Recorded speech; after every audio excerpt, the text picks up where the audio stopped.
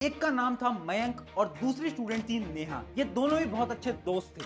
अब ये जो मयंक था ना, ये तो बहुत कम पढ़ाई किया करता था, जबकि ये जो नेहा थी ना, ये बहुत ज्यादा पढ़ाई करती थी। यानी ये जो मयंक था, ये दिन में सिर्फ 1 2 3 घंटे पढ़ता था, जबकि ये जो नेहा थी, ये डेली 4 4 घंटे की सेल्फ स्टडी किया करती थी। ये दोनों ही एवरेज स्टूडेंट थे, यानी पढ़ने में ना ही ज्यादा कुछ खास थे और ना ही कुछ कम। दोनों एक ही स्कूल में पढ़ते थे, एक ही किताब से पढ़ते थे। अब ये जो मयंक था ना, ये कुछ स्टडी स्ट्रैटेजीज को फॉलो करता था, जबकि ये जो नेहा थी ना, ये कोई भी स्टडी स्ट्रैटेजी को फॉलो नहीं करती थी। और जब इनका रिजल्ट आया ना, तो जो मयंक था, इसका स्कोर ज्यादा आया एज कंपेयर टू नेहा। सबने पूछा कि यार मयंक, तूने ऐसा क्या अलग कर दिया? तू तो कम पढ़ा करता था, पर कम पढ़ने के बाद भी तेरे मार्क्स इतने अच्छे आए। तो मयंक ने बताया कि मैंने कुछ ऐसे तरीकों की मदद से हर एक चीज को याद कर लिया था। यानी जब वो पेपर में गया ना, तो वो कोई भी चीज भूला नहीं। जबकि नेहा और बाकी स्टूडेंट्स के साथ प्रॉब्लम क्या है ना, कि वो पढ़ते तो सब है, पर एग्जाम में जाते ही वो भूलने लगते हैं। ये शायद प्रॉब्लम आपकी भी होगी। तो चलिए आज समझते हैं जो मयंक है, इसने क्या स्टडी स्ट्रेटेजी को फॉलो करा जिसकी मदद से ये सब कुछ याद कर पाया।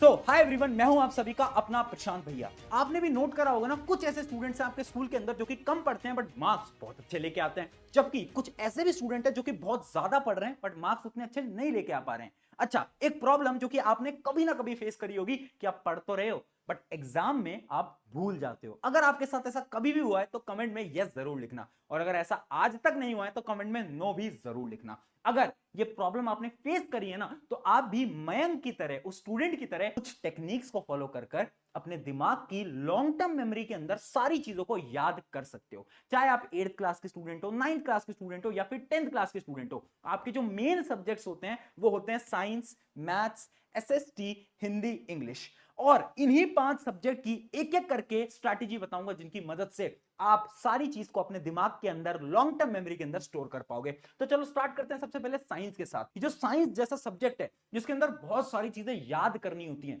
तो आखिर मयंक ने किस फॉर्मूले की मदद से इसको याद करा? तो मयंक ने बताए 3 तरीके। सबसे पहला तरीका था यूज योर सेंसेस। समझाता हूं। मयंक ने बोला कि जब भी मैं साइंस को पढ़ने जाता था ना, तो नेहा क्या कर रही है? नेहा तो सिर्फ और सिर्फ रीडिंग कर रही है, जबकि मयंक अपने सेंसेस का इस्तेमाल करता था। यानी मयंक एक रफ कॉपी को साइड में लेकर बैठता था। जब भी वो कुछ भी पढ़ रहा है और उसे ऐसा लग रहा है कि कोई चीज इंपॉर्टेंट है, तो अपनी रफ नोटबुक में नोट करता रहता था। इससे क्या होता था ना, साइंस के अकॉर्डिंग जब आप ज्यादा चीजों को नोट करते हो तो आपके सेंसेस यूज हो रहे हैं, यानी आपका हाथ मूव हो रहा है, जिसकी वजह से जो भी आप पढ़ रहे हो ना, उसकी तरफ आपका अटेंशन 100% होगा और आपके दिमाग की लॉन्ग टर्म मेमोरी के अंदर सारी चीजें स्टोर हो जाएंगी। यानी वो जो आपकी प्रॉब्लम है ना कि पढ़ते पढ़ते डिस्ट्रैक्टेड हो जाते हो, वो प्रॉब्लम भी खत्म हो जाएगी। अब अगली चीज देखते हैं। अगली चीज जो बताई मयंक ने वो थी क्वेश्चन मेकिंग स्ट्रैटेजी। साइंस के लिए बहुत ज्यादा यूजफुल होने वाली है। मैं आपको बताता हूं कैसे, with the help of one example. जैसे कि साइंस की क्लास 10th की एनसीईआरटी है।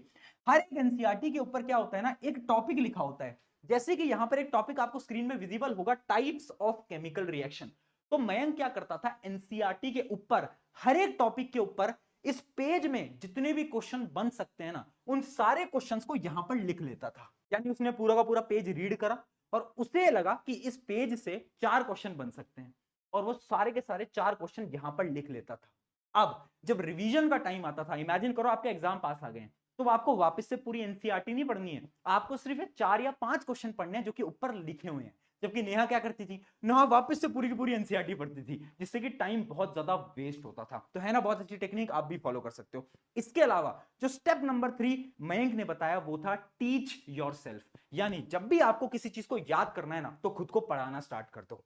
यानी एक शीशे के सामने खड़े हो जाओ और खुद से बोलने लग जाओ कि ठीक है, दिस इज केमिकल रिएक्शन, इसमें ये होता है, ये होता है, वो होता है। खुद को समझाओ। जो आप खुद को समझाओगे तो ऑटोमेटिकली वो आपकी लॉन्ग टर्म मेमोरी के अंदर स्टोर हो जाएगा। ट्राई करना है टेक्निक, साइंस के लिए बहुत ज्यादा हेल्पफुल होने वाली है। अब बात करते हैं अगले सब्जेक्ट, जो कि सबसे ज्यादा बोरिंग और सबसे ज्यादा टफ सब्जेक्ट माना जाता है, जिसका नाम है सोशल साइंस यानी एसएसटी। तो मैं इनसे पूछा, यार तू एसएसटी के लिए क्या करता था?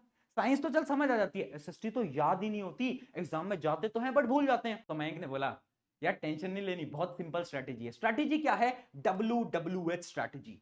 WWH इसका क्या मतलब है, समझना बहुत ध्यान से। एक W का मतलब है व्हाट, दूसरे W का मतलब है व्हाई, और लास्ट H का मतलब है हाउ।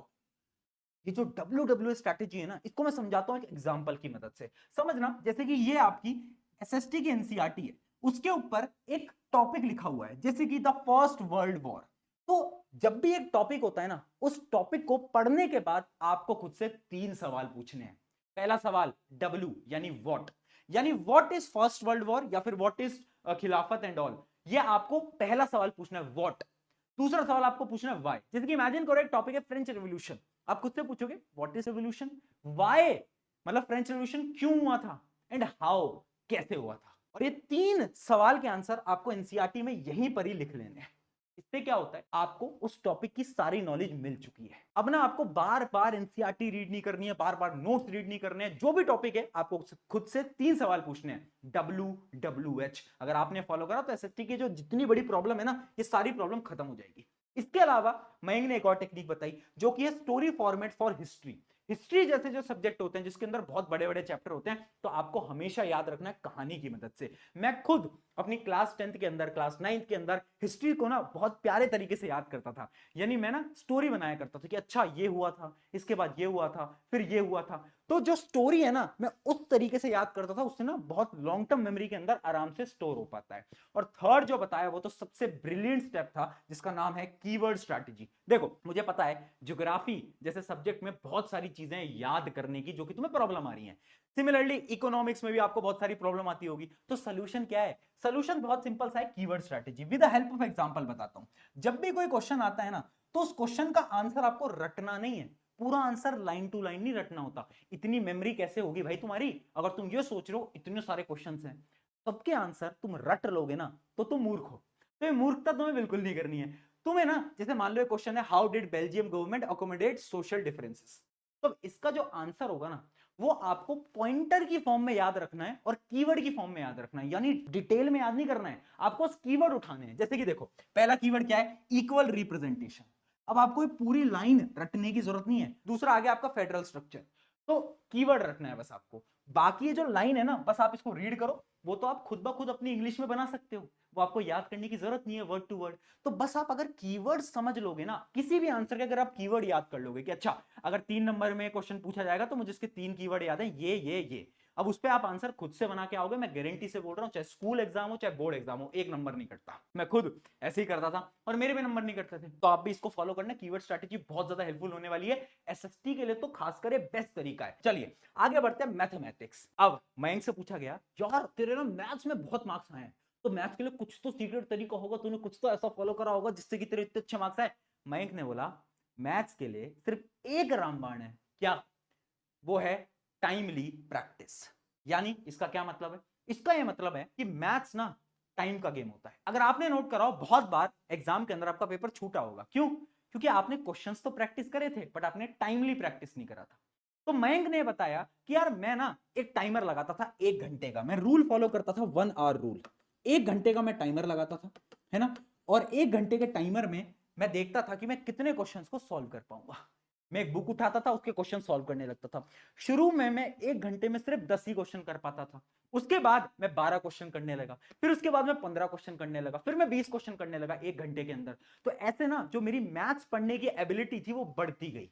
तो जो टाइमर मेथड है ना, ये बहुत ज्यादा इंपॉर्टेंट है। इसके अलावा एक और तरीका है जिसका नाम है ट्रेन योर ब्रेन। हमने पूछा ट्रेन योर ब्रेन, मयंक ये क्या होता है? मयंक ने बोला, देखो मैथ्स का नाम सुनते ही ना 80% बच्चों को डर लगता है, और यहीं पर ही 80% बच्चे अपनी जंग हार जाते हैं। मैथ्स ये तो बहुत टफ है। अगर तुमने खुद से बोल दिया कि ये टफ है तो ये टफ है, बट अगर तुमने अपने दिमाग से बोला कि ये टफ नहीं है, तुम कर सकते हो, ये सबसे इजी सब्जेक्ट है, ये सबसे इंटरेस्टिंग सब्जेक्ट है, तो हो जाएगा। ट्रस्ट नहीं हो रहा ना, करके देखना, करके देखो। अगले 7 दिन खुद से बोलो जब भी मैथ सॉल्व करो, अरे बहुत इजी है यार, अरे ये तो बहुत सिंपल है यार, अरे ये तो बहुत इजी है, तो मैं आराम से कर लूंगा। खुद से जब तुम बोलोगे ना, तुम खुद ब खुद देखोगे कितना बड़ा चेंज आ रहा है तुम्हारे अंदर। मैथ्स के क्वेश्चन तुमसे सॉल्व होने लगेंगे, क्योंकि maths is all about brain.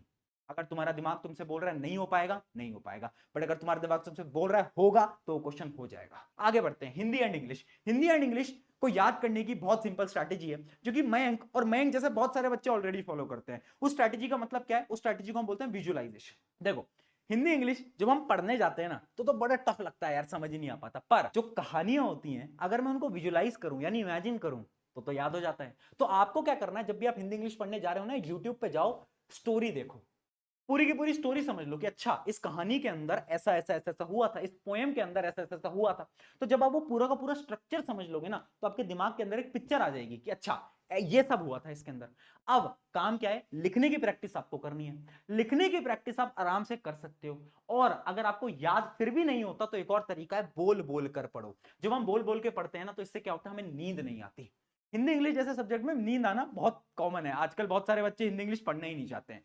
इस वजह से अगर आपको नींद आती है, ये वाली प्रॉब्लम है, तो हमेशा एक अपने नोट्स उठाओ, नोटबुक उठाओ, चलते रहो और बोल बोल के पढ़ो, बोल बोल के पढ़ो। उससे क्या होगा, नींद नहीं आएगी, फोकस बना रहेगा और आपको याद भी हो जाएगा। ट्राई करके देखना। तो ये हर एक सब्जेक्ट का मैंने डिटेल में बता दिया, कौन सा आपको साइंटिफिक मेथड फॉलो करना है। याद रखना है, जितने भी मैंने मेथड्स बताए ना, ये बहुत डिटेल्ड साइंटिफिक मेथड है, जिनकी मदद से आप सारी चीजों को बड़ी आसानी से याद कर सकते हो। जाओ अब ट्राई करो, प्रैक्टिस करो, और मुझे पता है कि चाहे आप 8th में हो, 9th में हो, 10th में हो, ये क्लास आपकी लाइफ की सबसे बेहतरीन क्लास होने वाली है। शुक्रिया एवरीवन, मैं हूं आप सभी का अपना प्रशांत भैया। मिलते हैं किसी नेक्स्ट वीडियो के अंदर। Take care.